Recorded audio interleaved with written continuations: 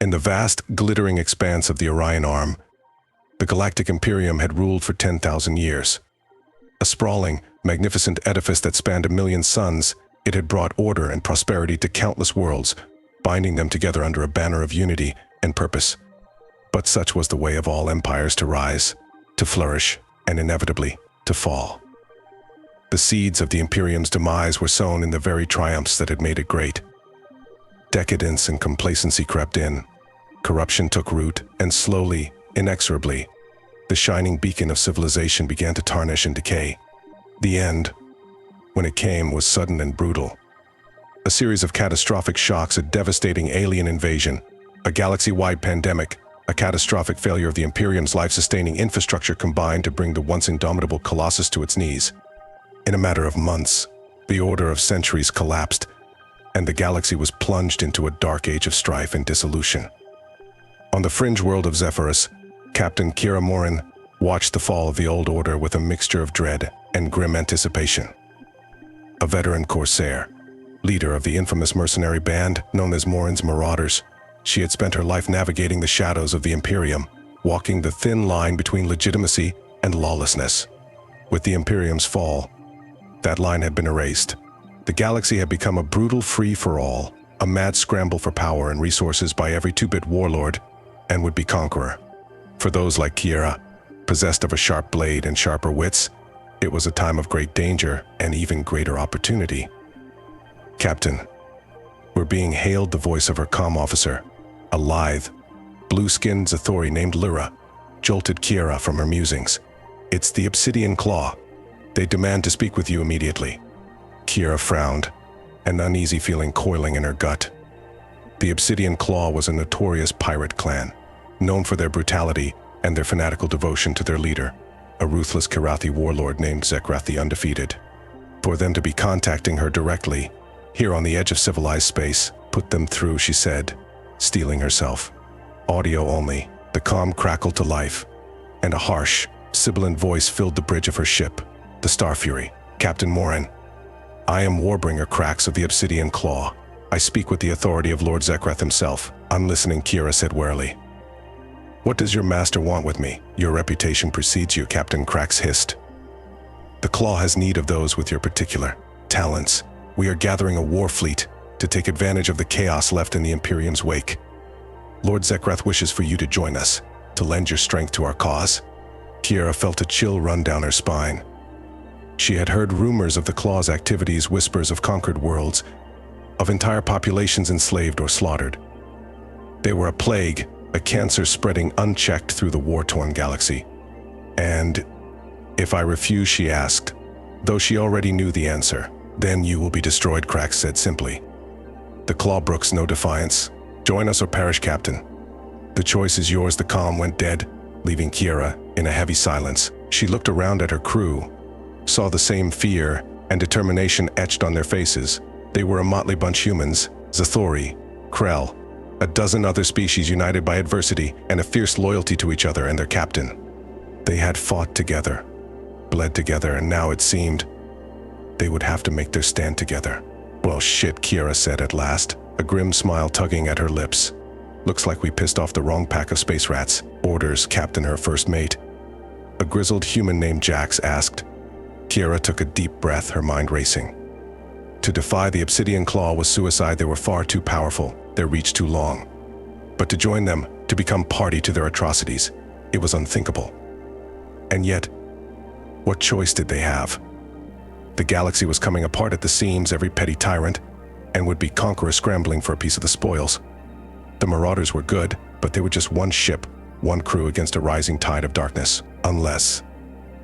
An idea began to take shape in Kiera's mind, a desperate, audacious gambit. It was a long shot, a 1 in a million chance.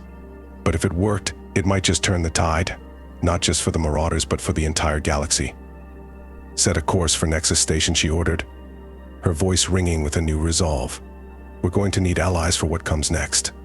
Jax raised an eyebrow, but nodded crisply. "Aye, Captain." Plotting course now.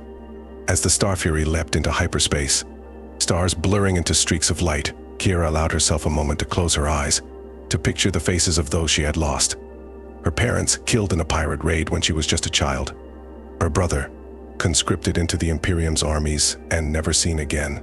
Her first love, victim of a deadly plague that had scoured entire worlds. So much loss, so much pain. And now, with the fall of the Imperium, it seemed that the cycle was doomed to repeat itself, an endless spiral of suffering and despair. But not if she could help it. Not if the Marauders could rally others to their cause, forge a new coalition from the ashes of the old order. It would be a long and perilous road, fraught with danger and uncertainty, but it was the only path forward. The only hope for a galaxy on the brink of oblivion. Nexus Station was a sprawling metropolis of a spaceport, a crossroads where the trade lanes of a dozen sectors intersected. In the Imperium's heyday, it had been a shining hub of commerce and diplomacy, a symbol of the galaxy's unity and prosperity. Now, it was a madhouse, a seething hive of scum and villainy. With the collapse of central authority, the station had become a nest of pirates, smugglers, and mercenaries, all vying for a piece of the action in a galaxy gone mad. As the Starfury docked, Kiera and her crew were greeted by a cacophony of sights and sounds, the roar of 100 different languages, the reek of unwashed bodies and exotic spices, the flash of garish neon, and the glint of hidden weapons. "Stay sharp," Kiera murmured as they disembarked, her hand resting on the butt of her blaster. "This place is a powder keg waiting to blow." They made their way through the crowded concourses, past seedy cantinas and shadowy back alleys, until they reached their destination, a nondescript door in a forgotten corner of the station, marked only by a faded symbol of an outstretched hand. Kiera knocked twice, then 3 times, a prearranged signal. After a moment, the door slid open, revealing a dimly lit room filled with a haze of smoke and the murmur of hushed conversation. Captain Morin, a figure detached itself from the shadows, a tall, elegant Krellian with silver-streaked fur and piercing amber eyes. "I had a feeling our paths would cross again."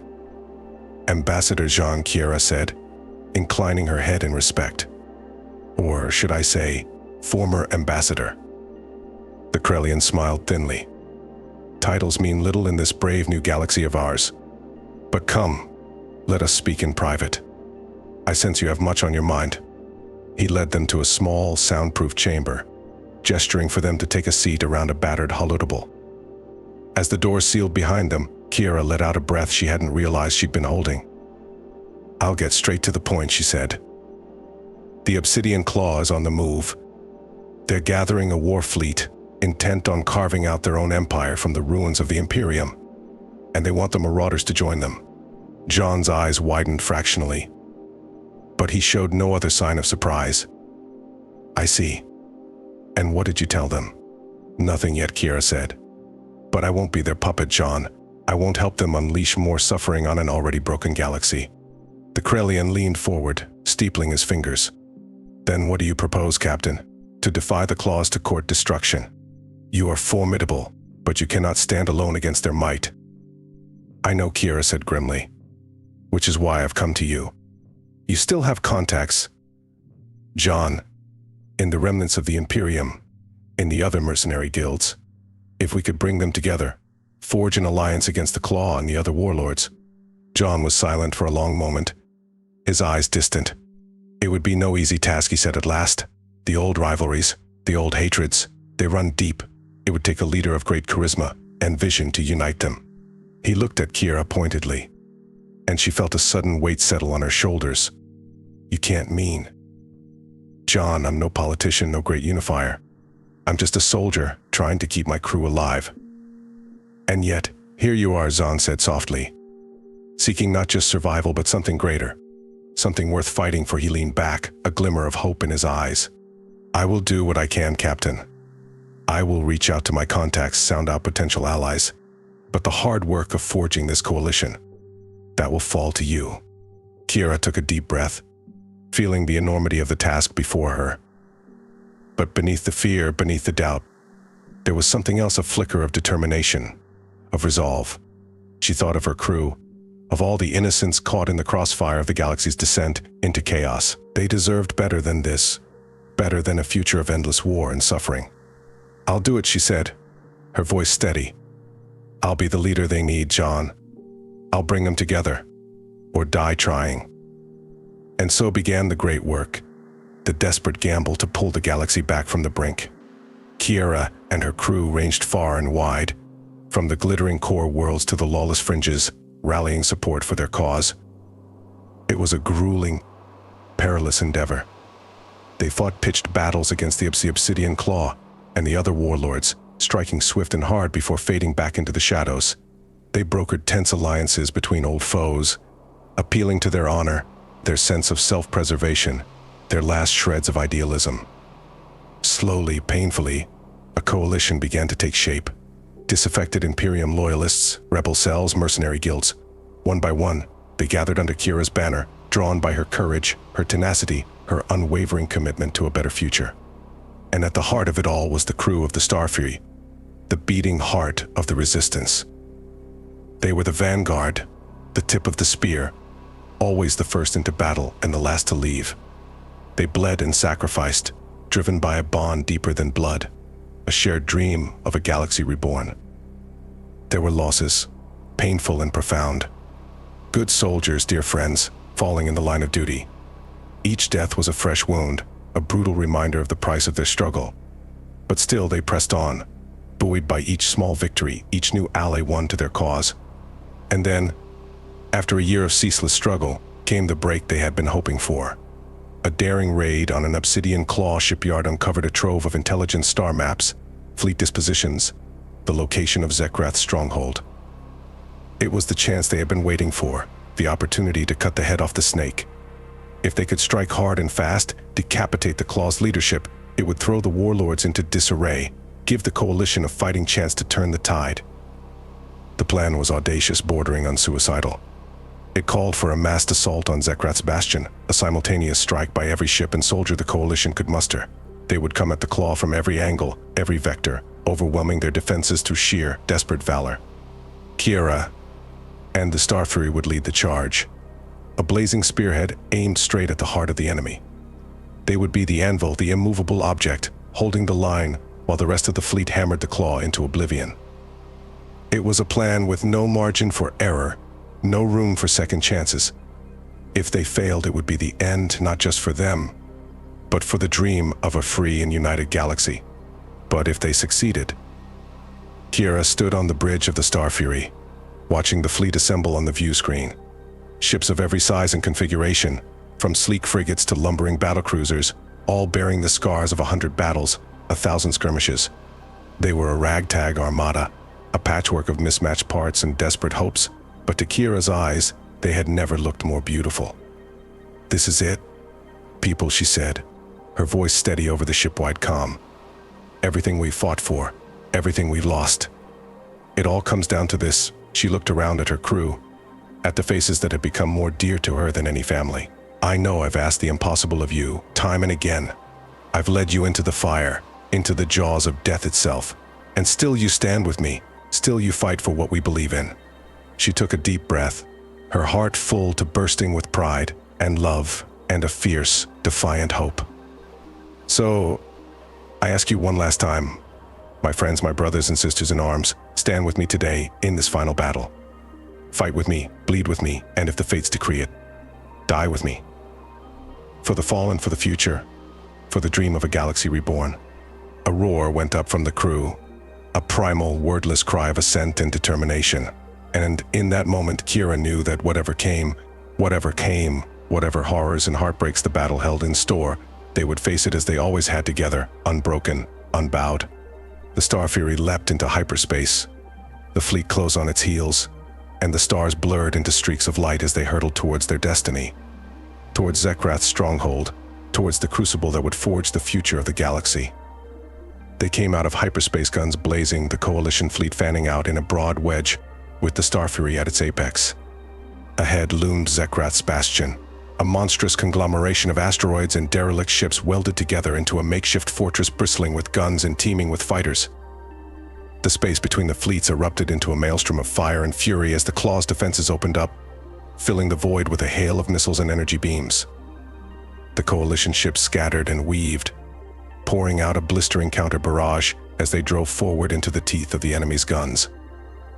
At the heart of the chaos flew the Starfury, a lance of silver slicing through the tumult, its shields flaring as it shrugged off salvo after salvo. Kiera gripped the arms of her command chair, jaw clenched as the deck shuddered beneath her feet, the ship groaning as it strained against the onslaught. Power to forward batteries, she roared over the din of battle. Concentrate fire on the defense platforms. A series of almighty explosions bloomed along the bastion's flank as the coalition's guns found their mark, smashing gun emplacements and missile batteries into glowing slag. But even as they fell, more weapons swiveled to take their place, spitting death into the onrushing swarm of ships. One by one, the coalition vessels began to falter and fail, venting atmosphere and debris as they were hammered out of the fight. A Krellian cruiser, its hull spider-webbed with cracks, spiraled into the path of a salvo of torpedoes, vanishing in a conflagration of light and shrapnel. A flotilla of rebel fighters, swarming like angry hornets, was swatted from the sky by a volley of flak, their fragile hulls shattering like glass. But still the fleet pressed on, driven by desperation and a ferocious, unyielding will. They were so close now, the bastion looming before them, like a malevolent mountain of metal and stone. Just a little further, just a few more minutes of hell and bloodshed, and they would be through. They would be at the enemy's throat. "Brace for impact," Jax shouted as a massive blast shook the Starfury, sending sparks cascading across the bridge. Shields down to 20%. Hull breaches on decks 4 and 5. Kiera gritted her teeth, tasting blood where she had bitten her tongue. "Reroute power from all non-essential systems. We just need to hold together a little longer." And then, through the chaos and the carnage, a miracle. A sleek, silver shape, darting through the maelstrom like a fish through rapids, a rebel corvette, battered but unbroken, slicing past the bastion's crumbling defenses to hammer at its exposed flank. And another, a handful of ships, seizing the opening torn by the sacrifice of their comrades, pressing the attack home with desperate valor. Now Kiera roared, surging to her feet. All ships converge on the breach. Pour it on. Like wolves scenting blood. The remaining coalition ships hurled themselves at the wound in the enemy's side, a tide of metal and fire crashing against the bastion's buckling armor. The Starfury was in the van, its guns blazing, its prow aimed like a spear at the heart of the fortress. With a tortured groan of rending metal, the bastion's hull gave way, and the coalition ships surged through the gap, emerging into a cavernous hangar bay seething with smoke and flame. And there, rising from the inferno like a demon from the pit, was the Obsidian Claw's flagship, a monstrous dreadnought, its hull encrusted with the jagged black stone that gave the clan its name. Kiera snarled, her eyes fixed on the looming behemoth, all power to engines, ramming speed. The Starfury leapt forward. The last of its reserves poured into its straining thrusters. It was a suicide run, a final, desperate charge, but it was the only way, the only chance to end this once and for all. Kiera Jax's voice, raw with emotion. "It's been an honor." "The honor was mine," Kiera said softly, her hand finding his, squeezing tight. "All of you. You're the best crew, the best family I could have ever asked for." The dreadnought loomed before them, its guns swiveling to bear, its cavernous maw yawning wide to swallow them whole. Kiera closed her eyes, picturing the faces of those she loved, those she had lost. She thought of her parents, her brother, her first love. She thought of Jean, of the dream they had shared, the future they had fought for. For the fallen, she whispered. For the future. For the dream of a galaxy reborn. The Starfury struck the dreadnought like a thunderbolt, a lance of silver fire piercing its heart. For a single, breathless moment, the two ships hung together, locked in a fatal embrace, and then, with a blinding flash and a roar that shook the stars, they vanished in a maelstrom of light and fury. In the silence that followed, as the smoke and debris slowly cleared, the remnants of the coalition fleet limped forward to secure the bastion. They found no trace of the Starfury, nor of the brave souls who had crewed her. They had given their lives to strike the killing blow, to bring an end to Zekrath's reign of terror. But their sacrifice had not been in vain. With the Obsidian Claw broken, its warlord slain, the tide of the war began to turn. One by one, the other clans and factions fell into line, some through diplomacy, others through force of arms. A new order began to take shape, rising from the ashes of the old, not an empire, but a confederation, a union of free peoples bound together by shared values and common cause. At its head stood those who had fought beside Kiera Morin, who had shared her dream and her burden. Jax, the grizzled warrior, now a general and a statesman. Lyra, the sharp-eyed pilot, a diplomat and a peacemaker. Jean, the wise old ambassador, a father figure to a new generation of leaders. They worked tirelessly to rebuild what had been lost, to heal the wounds of a shattered galaxy. They forged alliances, brokered treaties, fought the good fight in council chambers and on battlefields, and slowly, painfully, a new era of peace and prosperity began to dawn. They knew that the work would never be finished, that there would always be new challenges, new threats to face. But they also knew that they would face them as Kiera had taught them, with courage, with compassion, with an unwavering commitment to the greater good. And so, as the years turned to decades and the decades to centuries, the legend of Kiera Morin and the Starfleet passed into history, then into myth. But their legacy endured, woven into the very fabric of the galaxy they had helped to save. In the glittering spires of the core worlds and the wild, untamed reaches of the frontier, in the hearts and minds of every being who called the stars their home, the memory of their sacrifice, their courage, their unbreakable bond, lived on. They had been the spark, the flame that had kindled the fire of renewal. And though the galaxy would face many trials in the ages to come, it would never forget the debt it owed to those brave few who had stood against the darkness and brought back the light. For they were the Marauders, the warriors, the dreamers. They were the best of what the galaxy could be, the shining soul of a civilization reborn. And in the end, that was enough. That would always be enough. As the centuries passed and the galaxy rebuilt itself from the ashes of war, the legend of Kiera Morin and her valiant crew only grew. In the halls of power and the streets of 1,000 worlds, their names were spoken with reverence, their deeds celebrated in song and story.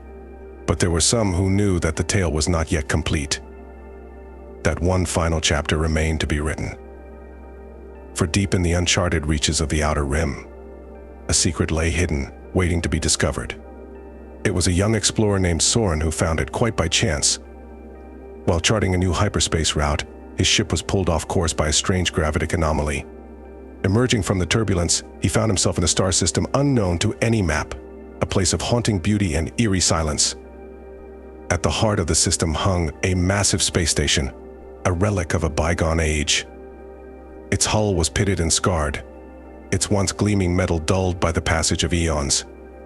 But still it endured, a monument to the ingenuity and tenacity of its builders. With a sense of mounting excitement, Soren docked his ship and ventured inside, his every step echoing through cavernous halls of rusting steel and flickering hololights. And there, in the station's central chamber, he found a vast archive, a treasure trove of knowledge and memory. It was the legacy of the Starfury, the final gift of Kiera Morin and her crew to a galaxy they had loved so dearly. In the chaos of the final battle, they had uploaded everything, their logs, their memories, the sum total of their hopes and dreams, to a secret network of relay stations, a safeguard against the possibility of their loss. And now, after centuries of waiting, their story could finally be told in full. Soren spent months exploring the archive, poring over every file and fragment. He learned of the crew's early days, their first tentative steps towards unity in the face of overwhelming odds. He saw their triumphs and their tragedies, the bonds of love and loyalty that had sustained them through the darkest of times. But most of all, he came to understand the true depth of their sacrifice, the magnitude of what they had given to secure the future of the galaxy. In the final entries, recorded in the moments before the Starfleet's fateful charge, Kiera spoke of her hopes for that future, her faith in the strength and resilience of the spirit that had brought them so far.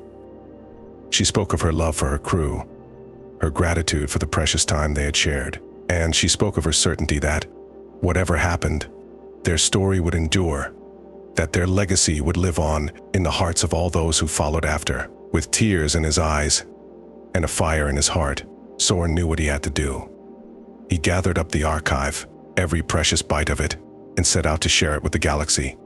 He took it first to the leaders of the Confederation, the great-great-grandchildren of those who had fought beside Kiera. They received it with reverence and joy, a priceless piece of their shared history brought back to light. But Soren didn't stop there. He traveled to every corner of the galaxy, from the glittering core worlds to the humblest frontier outposts. Everywhere he went, he shared the story of the Starfree, the tale of the heroes who had given everything to build a better future. And everywhere, the story took root and blossomed, inspiring a new generation to dream big dreams and fight for what they believed in. In the schools and academies, children learned of Kiera and her crew, aspiring to their example of courage and selflessness.